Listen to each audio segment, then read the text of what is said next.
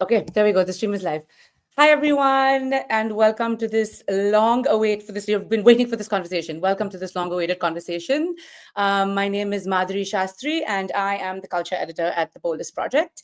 And I have with me three very distinguished guests, who need no introduction. We have Aditya Shrikrishna, we have Subrata, and we have Dibakar Banerjee, who are joining us today to discuss Dibakar's film Peace. But of course, we will have a more broad conversation on censorship and cinema.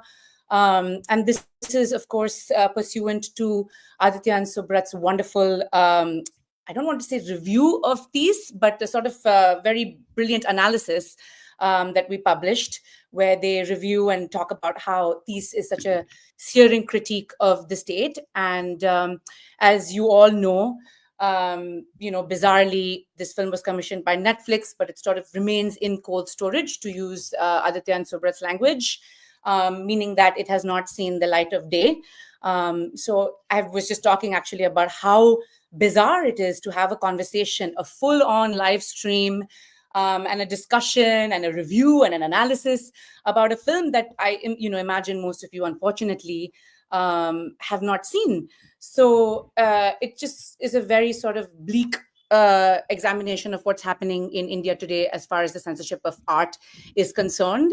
And what a powerful tool censorship is in a sort of fascist government's arsenal, because art gives us a window into perspectives that we might not have ordinarily had. And by censoring, we are entirely blocking out these perspectives, blocking out stories. And the irony of all of this is, of course, that they know how powerful stories are. So there's a load of propaganda films that are allowed to come out, and there is this irony that's explored even in Dibakar's film. But of course, unfortunately, Thies has not seen the light of day. So we will try to talk about Thies as much as possible, but keep the conversation broad so everyone feels like they can take something away from this. Thies, I just want to very briefly say, is an absolutely brilliant film that I had the pleasure of seeing. It's many things. It's a family saga. It's sort of centered on a Kashmiri family from the 1980s to 2040. Around the 2040s, it explores political freedom, freedom of speech. It depicts this very dystopian future, which can very clearly be tied to what is happening today. And it really talks about the power of stories as resistance. And it's a generational saga that focuses on the marginalization of Muslims today and speculates what that might look like in the future. So thanks everyone again for joining us. Dibakar, I just wanted to start with you. The one thing that everybody says when they talk about Thies is, oh, it's such a political film. It's such a political film. So I just wanted to get a sense from you about whether you feel like this is a departure from your filmography in any way, or is it sort of like a continuation? See, each of my films is a departure from the previous film. Mm-hmm. I mean, I don't know how much of a departure it was from Khosla to Oelaki, but when Oelaki came out, it didn't meet the expectations of those who were, expecting a Khosla Ka Ghosla too. Right. And the tradition of departure continues with every film because my every subsequent film, in some ways, is to try and escape the influence of the earlier film. So, to Mm-hmm. that extent, it's a normal departure. Sure. And that bit that you said about these being a very political film or something like that, I mean, from a cinematic point of view, and I'm assuming that a large part of whoever's watching this are also interested in films while being Right. interested in the in our human condition. So, from a film point of view, or from any kind of a narrative storytelling point of view, I think we call anything political when it has a stand that does not match exactly with our unconscious stand. When we take a stand that girl, if you're going to go out of the house, then you have to wear a bindi. That's not politics for us. Mm-hmm. That's way of life. But when someone militates for the right to wear a headscarf, because we are not wearing a headscarf, we call that desire to wear a headscarf or not to wear a headscarf political. Whereas to them, it's a way of life. Mm-hmm. Not to be able to wear a headscarf or want to wear a headscarf is a way of life. So we frequently call the other's way of life political, Right. ignoring the fact that we are living our politics, but are calling it our way of life. So Right. from that point of view, I don't know which film is political, which film is not political, you know. However, there are films which are made about politicians. So Uh-huh. in India, we frequently call films which are about politicians or the government or people who are in politics. We call that a political film. Yeah. While we may not call a film which is about a transgender, not wanting to lodge a complaint of rape Sure. because she will be driven out of the job. We don't Mm-hmm. call that political. We call it a gender film. So these boxes are slightly problematic. Mm-hmm. These boxes we need as long as we understand the shifting nature and actually the completely fictive nature of these boxes. So these is about in my Yeah. head is about identity. It's about home, what we call home. It's about the memory of a home. It's about family. It's about Mm-hmm. generational trauma. In the context of the film, that generational trauma, that lament or that problems about our homes and our identities and who we are happening because of phenomena far larger than that family. Mm-hmm. And that part is definitely political. But the effect on us is existential and emotional and trauma related.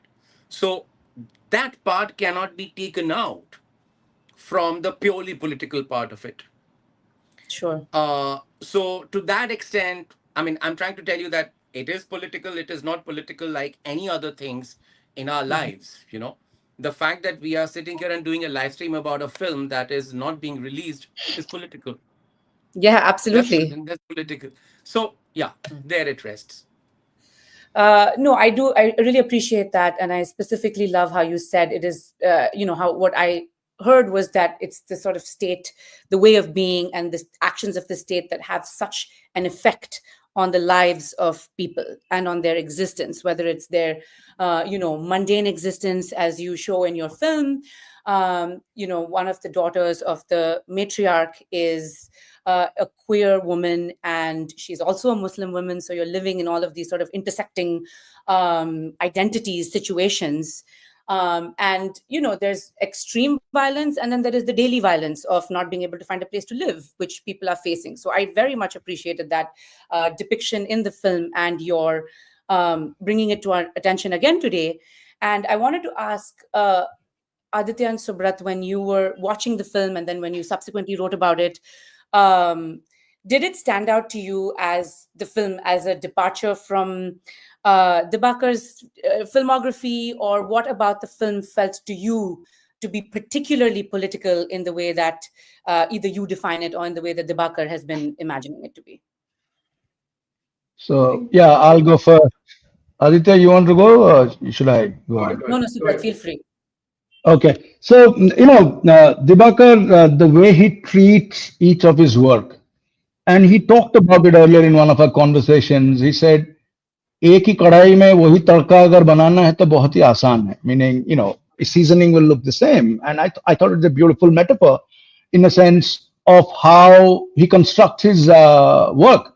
In a sense, if I were to break it down, it is a deepening of his work. Meaning, look at the kind of things he's done in the film. He's done music, he's co-written, and look at the research team. There is this plethora of people who have come to it. It is not only Dibakar, in himself, but the team that is assembled. Dhruv Solanki, I think, and thanks to him, I started reading his collection of short stories. And suddenly I realized what he was talking about in our conversation. Look at the writing process. He doesn't talk about it. But if you look at the writing process, it's punctuated. If you speak Hindi and you get the North Indian idiom, he's doing multiple things. The language register in each of the three segments is very different. The puns, for example, value mein fakwa rahe ho, I just fell apart. If I don't know how many people will get it, then Kashmir में तो जी भेड़ यहाँ पे meet खाते हैं. Okay, so this question of vegetarianism, the way he's using language to break through on how stories are told and constructed. So one that is deepening the visual puns that is just suffused across the frames. When in part of the film, if you see when the writer Anad is frustrated and kicks this box in the metro station, the condoms that fly out, they're called prem. I said, wow. Yeah. Just to our viewers, Anhad is the protagonist of the film, who's also a writer, who, ironically, which you may know from reading a lot, writes a novel called Tees, which doesn't pass the Ministry of Literature's censoring process. And so here we have what Dibakar is referred to as a semi-autobiography. But that's what Subrata is talking about when he says the writer. One, and then I think what is managed to achieve in this autobiographical part wasn't intended at all. please do not lay it at the door of my genius. Did you manifest it? I think you kind of manifested it in a way. You really willed it to happen. Yeah, I mean, I'll hand it over to Aditya. I have a list of things that just stayed with me. For example, on the pillow in the room when both the characters meet the young people, Niharika and Anad, on the bed there is this book, 11वीं के लड़के, right? And there are these small things, and he has this knack of just putting these things in the frames. I can go on his oeuvre of work. You see that in many other films, but what he's managed to do here is managed to get the lament, the poetic refrain of Aga Said Ali's farewell, and when he opens the film with that line, and you see that, and we write about it in the essay. You have to complete as an audience who's sensitive and is paying attention and bring in the line. They make desolation and call it peace. The entire film is suffused with that spirit, Right. and hence it just leaves you with this thing of, oh, what have I seen right now? Yeah. Yeah. And to go back to the original question, I think we do, the reason we harp on this political, because of all the events that have happened to these, but like Dibakar rightly pointed out, last year, his film LSD2 also came. That's the one he was alluding to when he talked about sexual abuse of a trans woman. And I think it's always been, his films have been about family, about the social landscape that affects the person. It's about the middle and upper middle class and how their progress in this country. And I think like LSD, the first film talks about caste violence. So that's political. So I think there is a hangover when we learn so much about peace, what happened to it, what Netflix did to it, and then we have this, oh, this is very political. But I wonder if it had come normally, like it just released one fine day and we watched it later, we would call it political, but maybe it wouldn't have the kind of baggage that it now has. But at the same time, I think it's just as powerful because of all the things that Subrata said, and it's about how it. There are so many films that we see about Kashmir and families from Kashmir, and there is always a one-dimensional look in these things. Yeah, but I think this film complicates that issue, and it goes way far back and tells you that what happened and how this came to be. And I think very few films do that, and because of that, I think it's a special film, and it's quote-unquote political film. Yeah, I really appreciate that, and I really have been wondering, Dibakar, so this film does a lot of things. As I said, there's a queer couple, so it talks about, there is an element of queerness, there's all these intersecting identities, there's a Muslim woman matriarch, and then there's Kashmir. And I was very interested in why you chose Kashmir, Kashmiri family, as the lens through which to depict the story of this family. Have you always been interested in Kashmir? Was it like recent events that made you want to explore, why Kashmir? So first of all, I kind of agree with Aditya's speculation about what our reception to the film had been had it just dropped on Netflix. Right. See, the whole plan was that, in my mind at least, and all of us who are trying to make films that confront and provoke rather than, console and tell you all is well, we have this double toned thinking going on in our heads. We are trying to be, I hope everybody here understands Hindi. We are trying to Maybe be not. shana. So, okay. So No. we are trying to be smart and we are trying to be idealistic at the same time.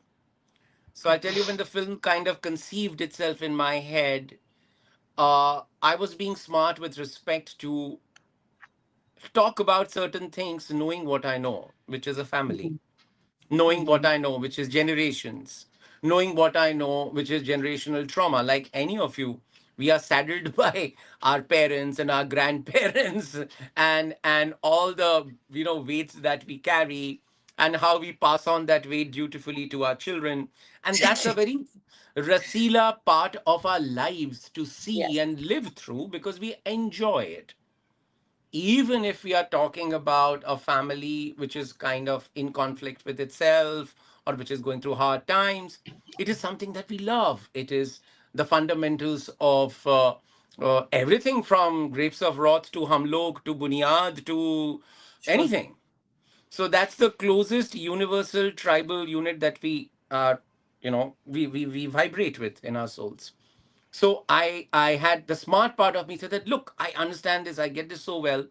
Three families and families, an Indian family, Hindi speaking family. Whoa, this is a film for the same audience that likes Ghosla Ka Ghosla. It is. It is about a family. It's about three families going through hard times.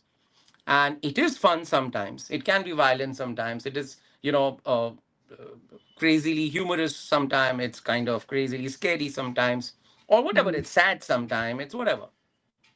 It's also people are eating and having fun Yeah. and having an evening to themselves, and discussing recipes and clothes and whatever. That's what families do, right?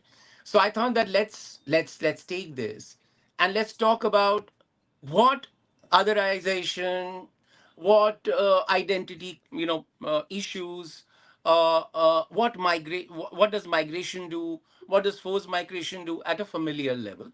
And since we are Mhm. talking about family, and since I really want to make a film to tell a story and grip your attention and in a way engage you or immerse you or that elusive word entertain you, I thought this is a cinch, this is a done deal, this will work.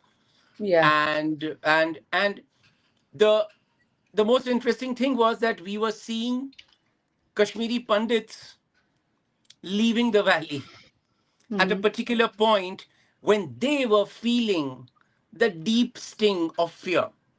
Mhm. And when you extrapolate it to any other community trying to find a home or leaving their homes with they themselves feeling the sting of fear, we come together through our fears. We come together through our traumas. So, in our traumas, in our fears, we unite. We are one. There is no difference between us. So, those were the thoughts that are running through my head. And I was trying to speak to every family, every family that sits in front of the television Mhm. or, is going out for a meal or is in the evening fighting and some kid is studying in his room and somebody's playing outside, or Mhm. dad's coming back from work at 7, or you're studying for your exams, or you're looking for a house, or you're calling your mom, I need money, or I need ghee and I need Mm. a char. So that is the stuff of our lives. Right. And how, when we are uprooted, how everything from a char to ghee to our address is imbued with meanings that are actually now attacking us Yeah. and making us feel more and more unsure about where we are going, you know, Yeah. or making us, in a very simple way, making us unrooted, making us feel isolated. One of those evenings when you're taking that cab ride from office to home and you Mhm. feel there is no ground under your feet. It Yeah. happens on a certain Wednesday or on a certain Monday, you know. So Yeah. those were the things I was trying to capture.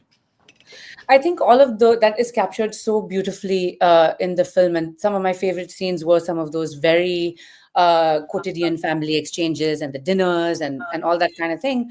I guess my question was, did you intend? So there are three time periods in the film that the film flits between elegantly or effortlessly, as Subrata and Aditya have said, and there's Kashmir in the late 80s, early 90s, late 80s, I want to say, and then there's present day, so to speak, Bombay, and then there is Delhi in the 2040s.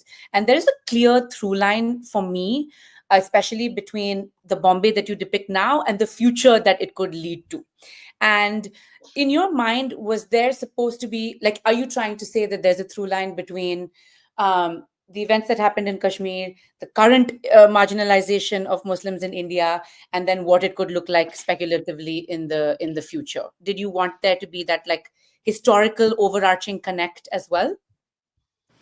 I wanted these three times to play simultaneously, Hmm. parallelly to each other. And I wanted everybody who saw this find their own connect. Okay. Because whatever I'm showing, uh, it is like that. I Yeah. mean, whatever happened in 89, 90, it happened like that. Yeah. Whatever happens in 2019, 20, it happens like that. Hmm. Whatever happens in 2042, it could happen like that. So I am trying to tell you the things the way they are. And I think I would be very happy if the connections are formed in your head rather Hmm. than me saying that, oh, hello, this is the connection. Sure, sure. Because Absolutely. I think to feel it, I think to feel something when you see the film or any film is to kind of flow with it at a moment from at a moment to moment basis and not Hmm. try and think too much about, hey, what is this film telling me? Yes, of And just course. saying that what am I feeling. So that was one part of it. That the fact that there were three timelines, I was pretty clear from the beginning. And I wish Gaurav Solanki was on this call because I've Mhm. forgotten now, things in my head have merged. I went to Gaurav Solanki with a treatment note, and then he liked it, and then we sat together and wrote the script. I remember that there were three stories, and there was a fourth story which used to call the super story, Mhm. which is the feeling that I guess hopefully you're feeling when you're seeing the film. That's the fourth story. That's the fourth Right. film. So this is how we made sense of it to ourselves. Outside Yeah. of that, it was an urge to tell about what it is to be. That is it. What it is to be in a situation like this. Right. Yeah, I appreciate that. And I just also want to make sure that I tell our audience to please drop your questions in the Twitter chat, in your YouTube comments, because I will definitely open it up to you at the end. But Dibakar, after everything that you've been saying about how you conceive of the film and what your opinion of it is and how you think of it as political or not, um, I really, and there has been so much speculation about why this film has not released. And I had asked Aditya and Subrat also, but I want to ask you, why, in your opinion, is Netflix not releasing this film? Like, what is it about this film that makes them wary? I don't know. Yeah. I've been told that, by Netflix that at the time when we came up with when they came up with the news that they don't think this is the right time to release the film. And yeah, and beyond that, I wouldn't know.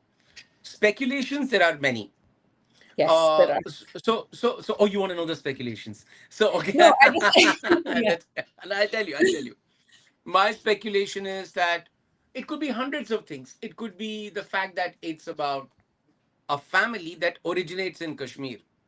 Hmm. But in India, there are millions of families that have originated in Kashmir.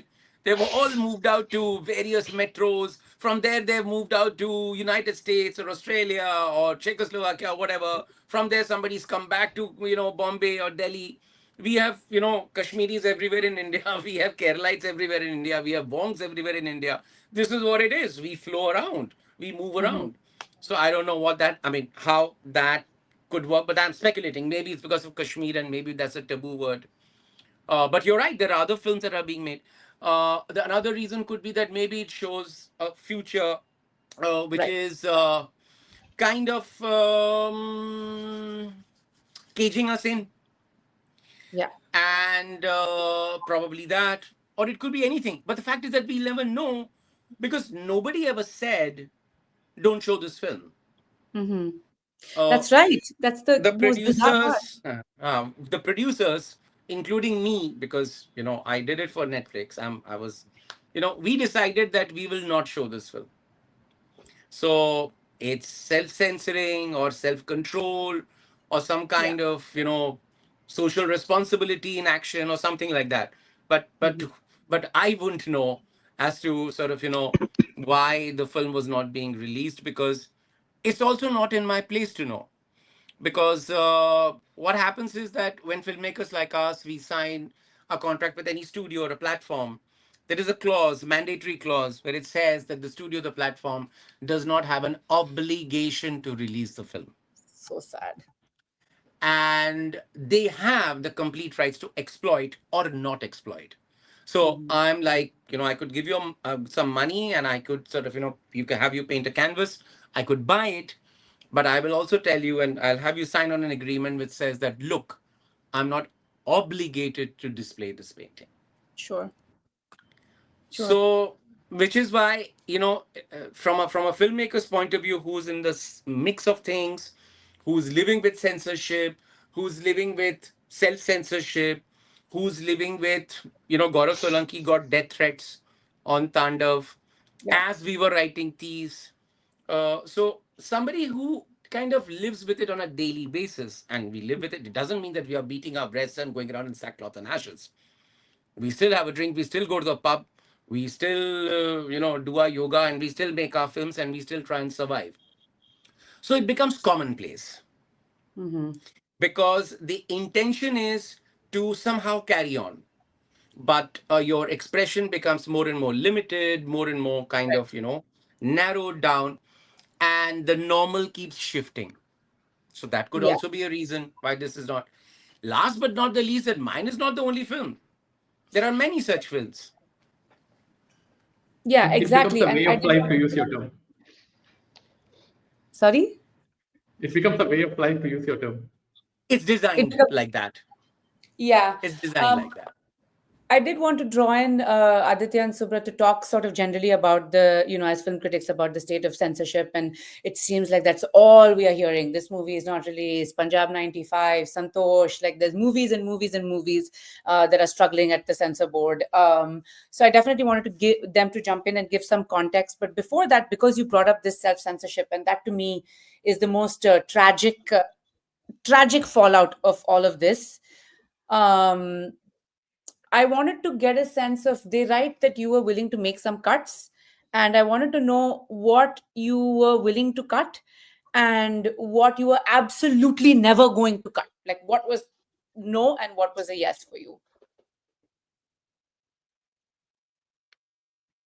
Well, we can't hear you, Dibakar. I think you're muted Oh, or you're on something. mute, I think. Sorry, I was on mute. So as we were making the film, Gaurav, I, and other people who were associated with the film, we were also going along with strategies to try and see that the film is seen. Okay. So what you start doing is you try and work out a strategy of least important and most important. So you say that, okay, fine, here's this, what we have done. Would you like us to change it? Can we make it a little safer for you? At that point, we were told by the platform that please operate from a position of strength, because every film we release, there is some or the other problem, and please go ahead and make the film. And during the making of the film, it was a dream run. Okay. Not one iota of any kind of a hindrance or opposition from Netflix. Mhm. So it was a dream run, absolute dream run. And we ourselves, being very responsible middle class filmmakers who wanted to be seen ever and also wanted to be praised as good boys and good filmmakers, we Mhm. made those changes that, instead of this, we will replace this audio, and instead of this, we'll say this audio. For example, Aadhaar card, let us say for Aadhaar card, we can say Vibhar card or something like that. Because, Oh, Aadhaar card happens really. And what if some government official or somebody says that, look, you are besmirching the reputation of the UID scheme in India, and that's really hurtful. So we kind of anticipated that, and we gave a list of the changes that could be done. And we were very refreshingly told that, look, this film is lovely. Please come from a position of strength. We'll fight it out. From there, it went to, we don't think it's the right time to release the film. In between, there was a change of guard, of course, which keeps happening in all corporate platforms. And also the fortunes of many of the films, either greenlit or unshot or shot or released or unreleased, immediately change when there's a change of guard. So these are Sure. also the aspects of surviving the minefield of commercial filmmaking in yes. terms of Yeah, like the shifting goalposts. Um, Aditya and Subrat, I would love to just, if you could talk about some of these unreleased films and what you're seeing, and is there sort of a trend, boogeyman, like, if it's like a certain type of Muslim, like it's never going to make the light of day, but if it's a certain other kind of Muslim that's depicted, it will be a shoe-in and make millions.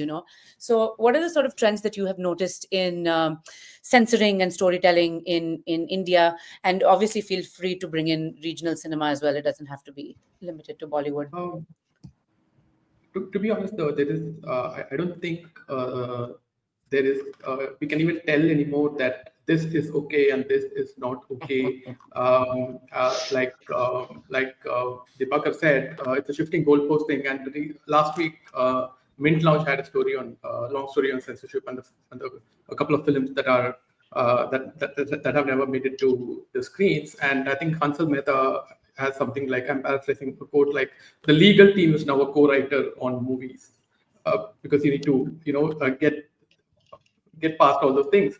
And to name a few films from at least in the last 1 year, you have Sandhya Suri's Santosh, which premiered at Cannes last year, and it's a Indo-British co-production, and it talks about this policewoman who's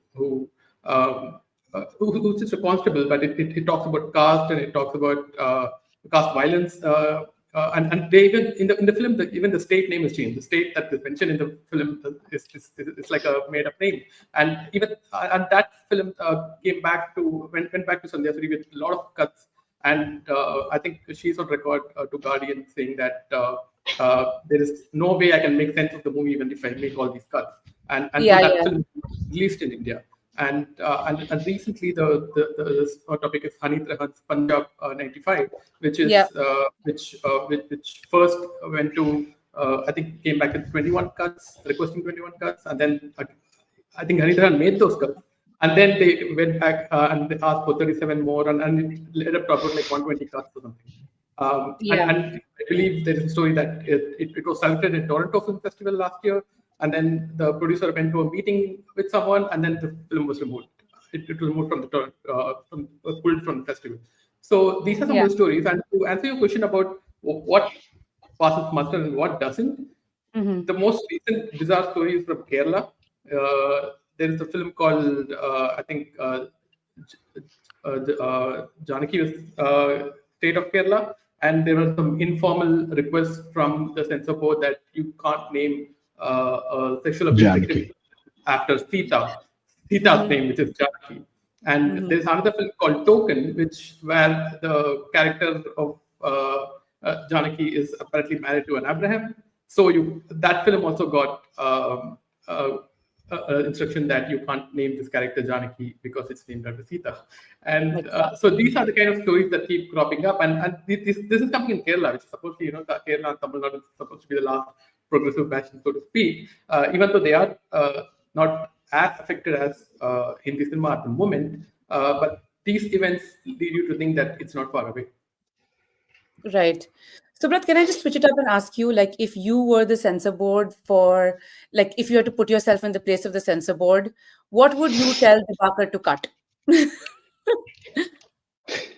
Yeah, man. If I have to be with the regime and I have to protect my No, job, even better. It's a very good question. Thank you for that question. But very. And I would just like to add a small modifier to that, Please. because I think when discussing these questions, we forget to have fun. We Mm-hmm. must have fun. So just imagine that you're not the censor board. You're actually a very thinking producer who's produced this film, who really wants this film yeah. to be seen, and therefore are ready to compromise on certain things. What would you say?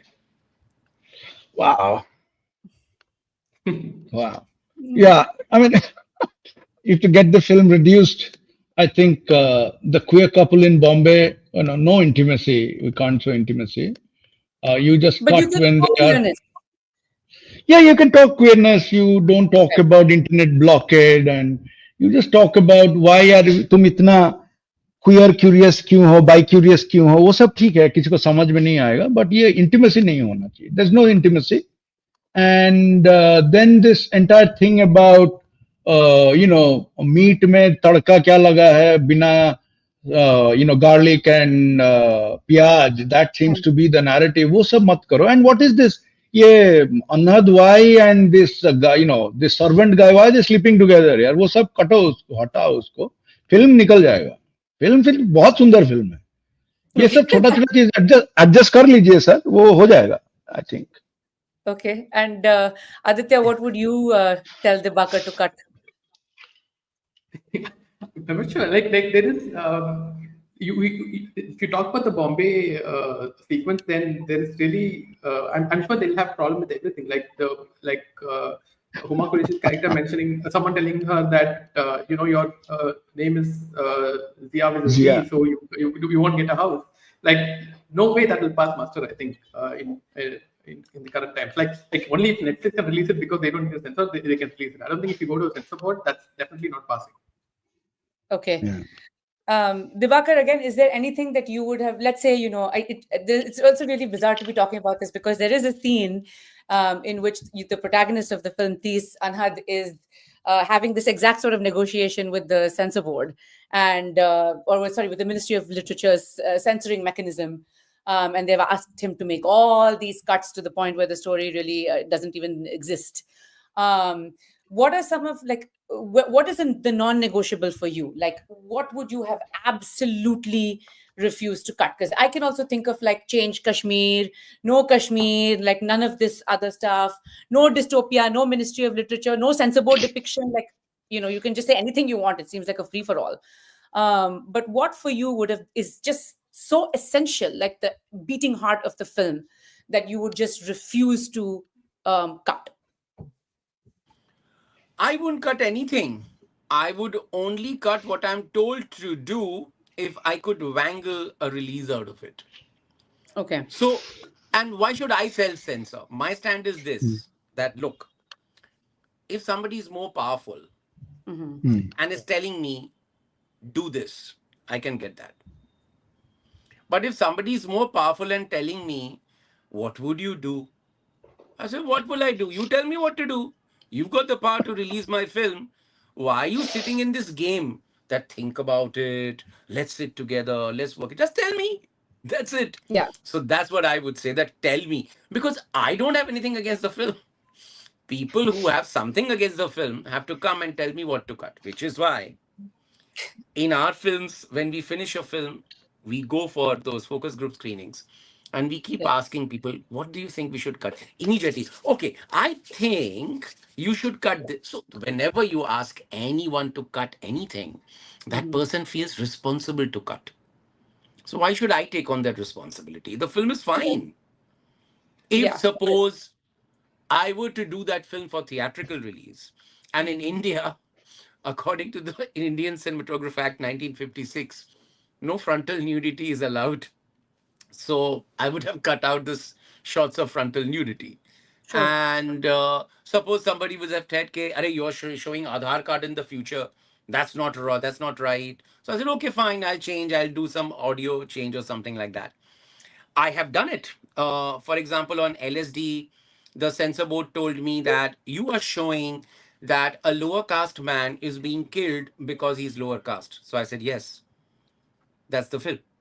Yeah. So he said, then I was asked that what happens if by depicting this lower caste murder, or there is some social unrest and public property is damaged and public life is disrupted. Will you take responsibility for that? I was younger then. I didn't Yeah. have the answer that, yeah, I paid the taxes for the cop, for the police, and the government and all. That's what they're supposed to stop. I'm supposed to make my film, and you're supposed to not let the buses burn because I'm showing a lower caste man being beheaded because that's what happens. I'm Mhm. showing it, and it's a story, and I'm not drowning in blood and gore, and blood is not flowing in 15 different motions across the screen and splattering. I'm trying to show you somebody skilled. I'm not trying to take some enjoyment in it. Sure. So, but Yeah. but the responsibility on the filmmaker of ensuring that by showing your film, it will not disturb law and order. This is one of those gotcha questions Hmm. that ultimately you always come down to.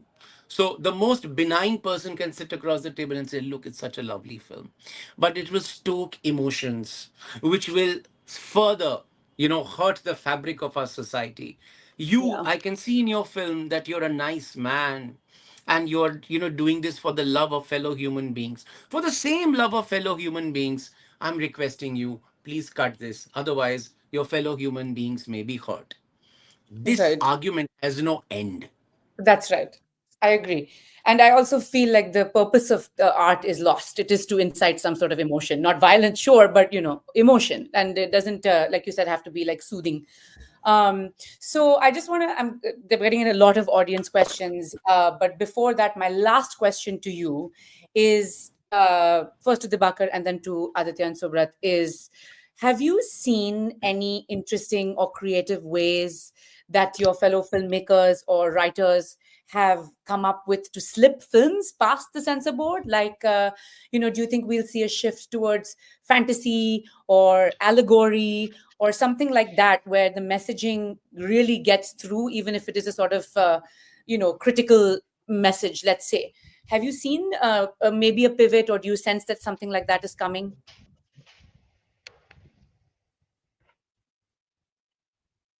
Who goes first? Dibakar, please. Dibakar, yeah. Okay, so one of the things that seems to be working is that if we divorce meaning from our work, Mhm. then it may be possible to be seen. As long as we don't mean anything, we are safe. In fact, Thies has a line where, and again, I did intend this. I did not intend this. The the protagonist of the film tells his friend and manservant that I'm thinking of a book, man. This time I got it right. Mm. I'm saying that can you suggest a book जिसमें बातें बहुत हो लेकिन बात कुछ ना लेकिन हो. कुछ ना हो, Correct, कुछ नहीं correct. हो. I remember that. So I mean, he's told by his manservant that why don't you write ABCD? She said, look, that's not original. That's been written. So there might be IP issues. So I mean, we can sort of think of something else.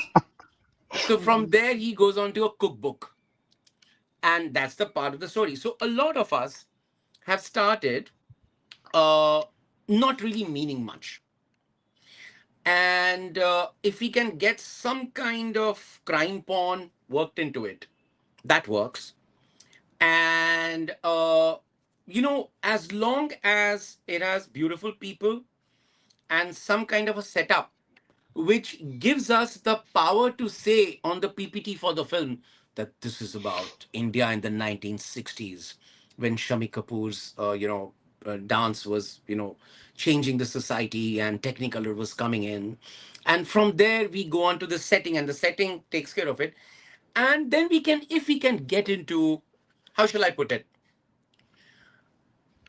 Uh, Middle to upper middle class man woman problems. Okay. Okay. Problems of intimacy, problems of mundane sort of sexual sort of back and forth, Sure. and emotions and desires for money and sexual desire and money, and we kind of put it together and we say, ho ho, this is the setting and this is what happened and this is what happened. And violent men killing each other is also a good sell. Violent rich men, sort of, giving people justice. That's also a good way of being seen. Yeah. So all these things are kind of the toolkit that we nowadays employ. Okay. So sobering, but thank you for that. Subrata and Aditya, have you seen anything like coming out? I know we had these two pieces that we ran on Polis. One of them was about how Khoobsurat, when it came out, was sort Emergency film, yeah. of yeah, essentially using that family as the microcosm of the state to tell the story of authoritarianism and control, and positions art as the form of liberation, because obviously that was also a time of very severe censorship. And then another one that we ran was about these two Nigerian films. One of them is called The Milkmaid, which was an Oscar nom, I think, and or an entry.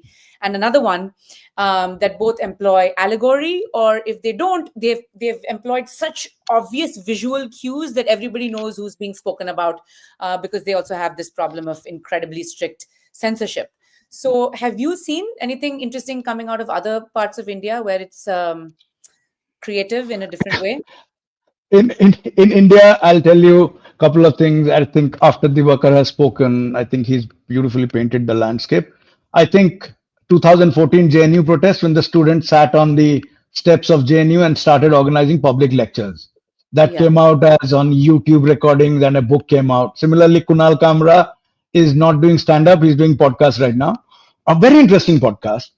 Third is this friend of mine, Abhishek Majumdar. I think Police did a piece on his Oh yes. Yeah. Ambedkar Yeah. opera. And Abhishek remarked once in one of our addas that, it is safe to do this, basically rhyming with what Dibakar just, talked about. You just do, Manhattan pieces in Bangalore where you set up a couch and they're talking about either their fantasies or their traumas, and you do a therapy kind of a, play, Yeah. so those are safe things to do. But in cinema, Iran is a case study. The kind of what we're talking about, subversion, allegory, and the kind of things that you see in festivals, or the masters, what they've been doing from Abbas to Jafar and to, you name it, the new ones also. So in the festival circuit, Iranian cinema stands out in terms of what they've managed to do. In Indian cinema, I think, you know, there are things that will come, and I think people will play with, the kind of things that we are talking about. But right now, I don't have any case studies from cinema to talk about. Aditya maybe can add. Yeah, Do I you have mean, anything?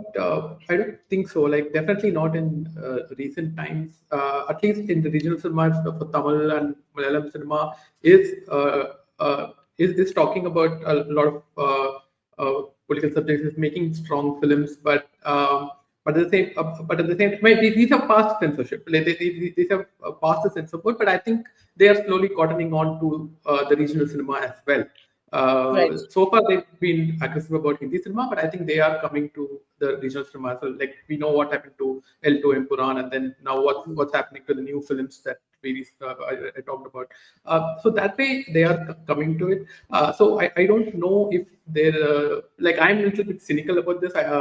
You're of course right that there is ways to circumvent this in terms of what talented filmmakers in the past have done, like Iranian cinema that Subrata talked about. But I think there is a big problem here is the financial setup of the industry Yeah, itself. yeah. Like, if you take any industry, like in this setup, it's inherently a capitalistic setup. So in that setup, you have these so many random financiers backing films and all these things. So at some level, you reach a point where when they have to release the film, they have to follow some dictate from someone, and they have Yeah. to make money out of that film.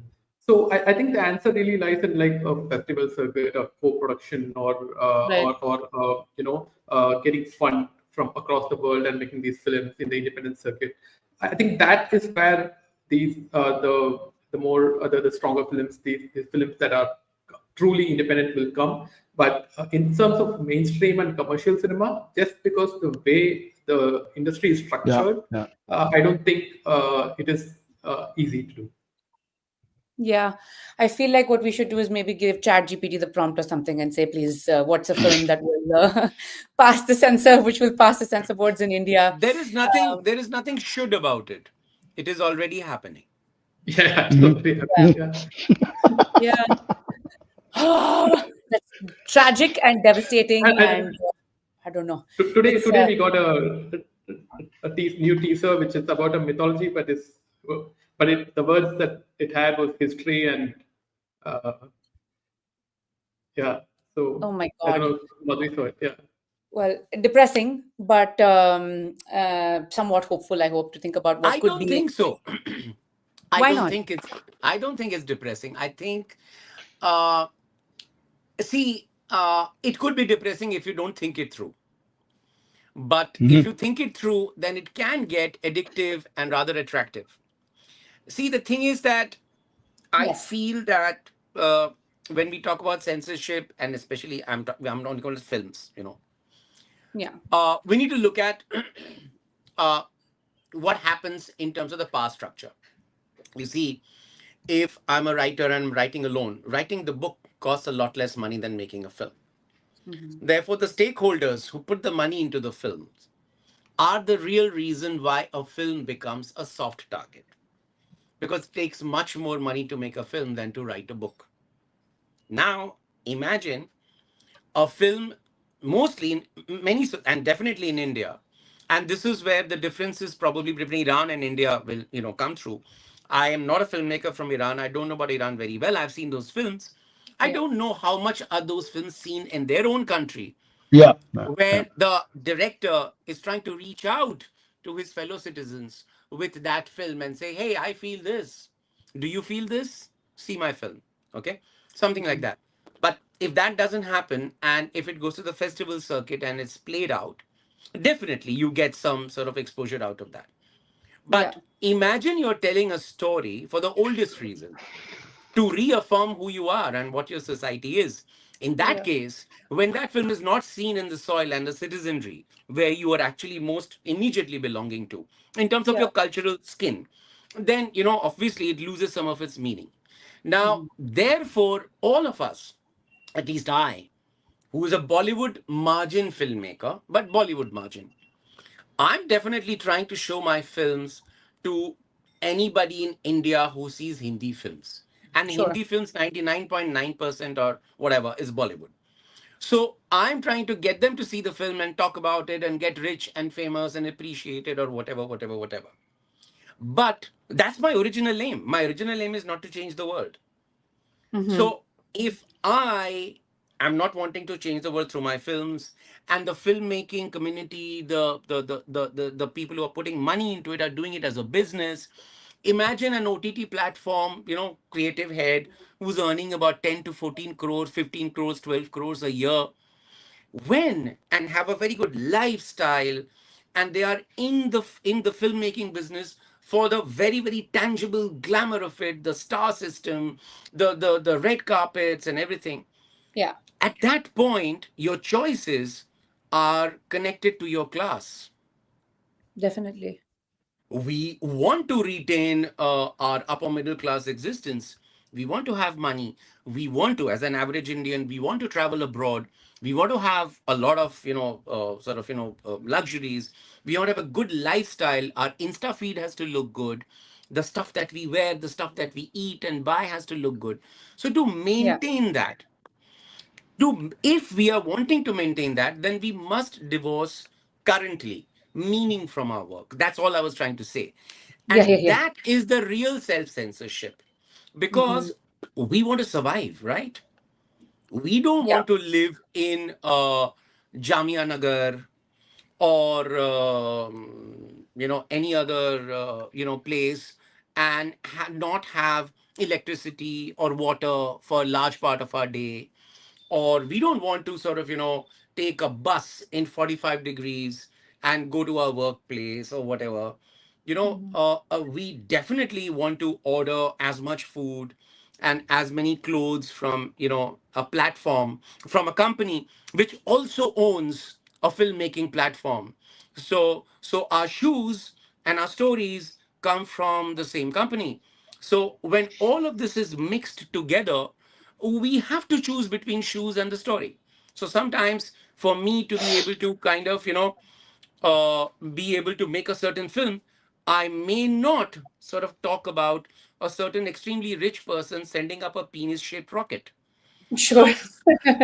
So so those choices are the reason why we self-censor. It's because we want to be who we are, and it's more convenient to be here than Yeah. to be there. Yeah, that's certainly true. Um, I'm going to read out a couple of audience questions, and then Kashif, I know you're waiting in the wings to come in. But kind of related to what you were saying, Dibakar, the question for you is, why then did you feel that this story, the story of Thies, was especially important to tell? Okay, that's the ego of the artist ke mere bina duniya khatam ho jayegi. That's an that's an illusion that all of us harbor, because otherwise we can't write. Otherwise we can't make anything. The thing is that the guiding sort of emotion that you have when making any film or writing any story is that if I don't write this, the world will not change. If I don't write this, the world will scatter away. The world is waiting for this, for my expression. Mhm. That's a function of us being human. We are all deluded into thinking that the world exists for us. And that delusion, in my opinion, should be given some space, because Yeah, we are admitting we are human, right? So it came from that delusion. All my films and everybody's films come from that delusion. yeah, So I'm not denying the fact that it's a delusion, but that delusion is what makes us human, right? That absolutely. delusion may just help in the world being a little less cruel, or Hmm. that delusion may just help in the world being a little more equal, or that delusion may just help in the head of a family being less patriarchal. These are all dreams, these are Sure. all delusions. But the idea of this possibility is Hmm. the reason why we are existing and why this live stream is happening.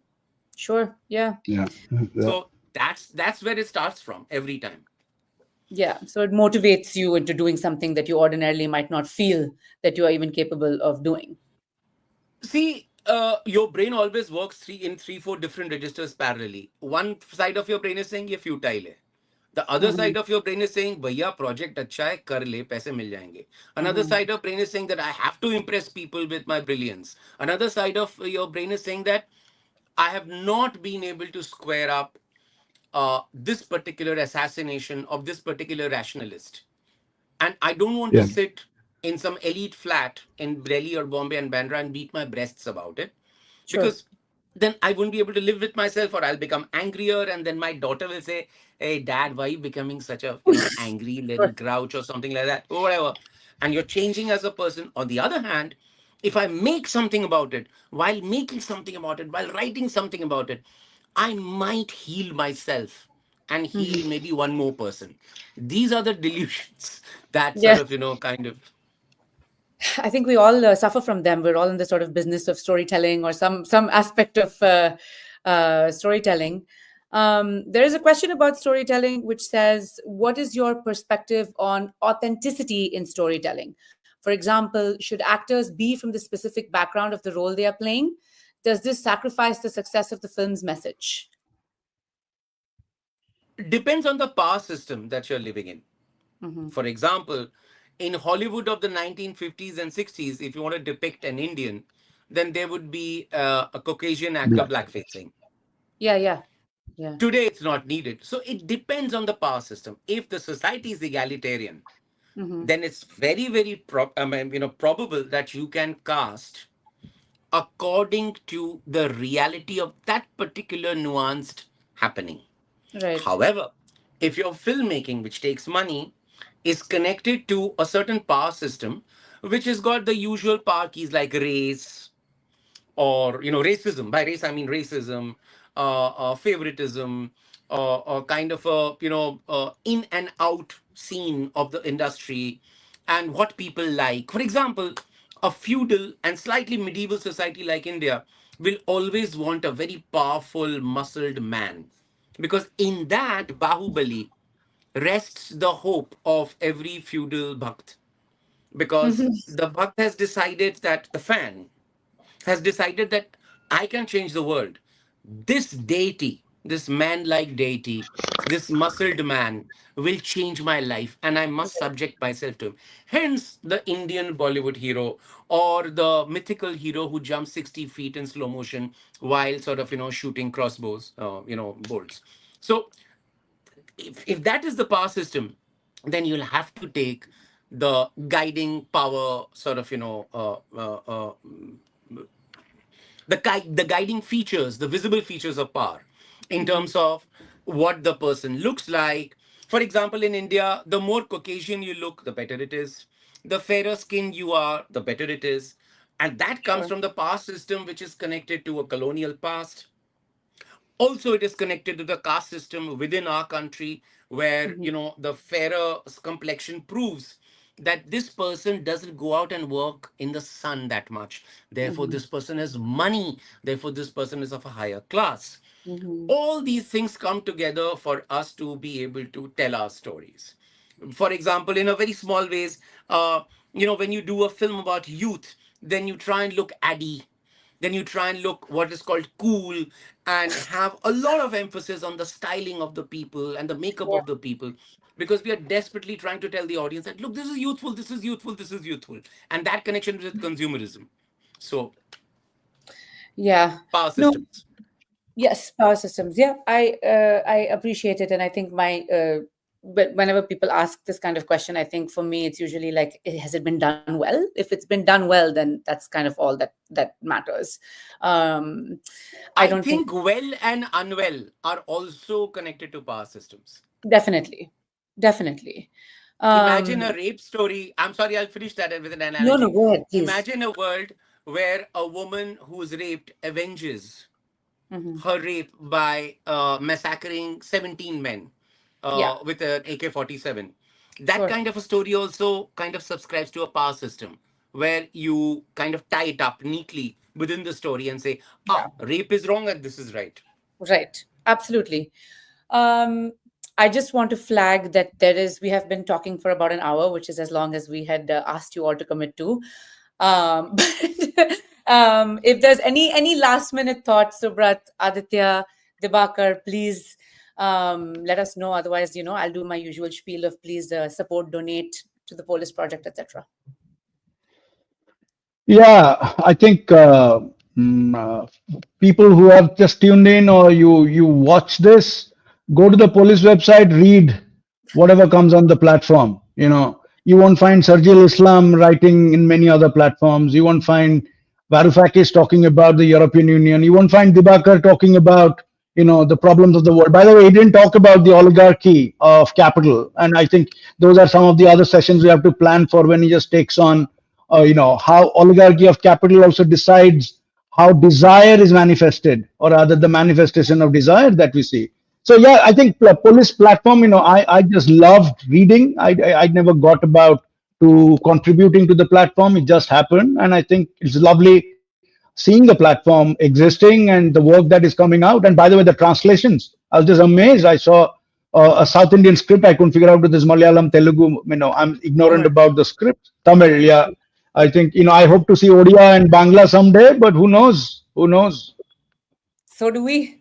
Well, thank you, Subrat. You did my job. I just wanted to thank all of you. Thank you so much, Dibakar, for your time and for your generosity. I really, really, really hope that this film sees the light of day.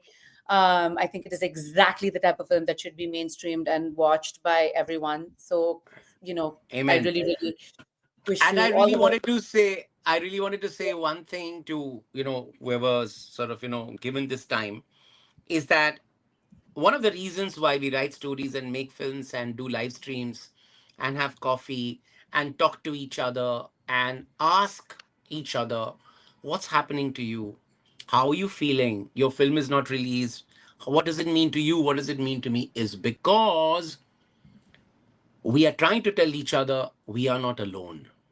You Yeah. are not alone. Yes. So I Yeah. think what we need to keep top of our head is that we can't be alone.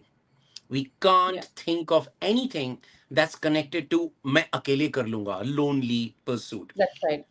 I think when we start thinking collectively, which we were supposed to do when we Yes. evolved, I think going back to that, trying to go back to that, may be an answer to many, many other things because, as Subrat mentioned, and that's some other chat, that when you get into terminal stage, fourth stage, metastasized capitalism, what you realize is that the final goal of capitalism and this kind of metastasized capitalism, colluding with a dictatorial state, is to isolate you, Absolutely. Couldn't agree more. to make you alone, and then try and tell you that, look, you're not a citizen, you're a spectator. And here is a spectacle, Yeah. and enjoy. If we can fight that, and if we can tell each other, look, you're not alone, things will be better. Could not agree more. I really could not agree more. That is a really beautiful way to wrap up. And yeah, thank you all again for your time. Thank you, Subrat. Thank you, Aditya, for your really wonderful analysis, which you can find on the Polis Project. Thank you to Dibakar again for your time, and to all of your villages that have made your work come to be.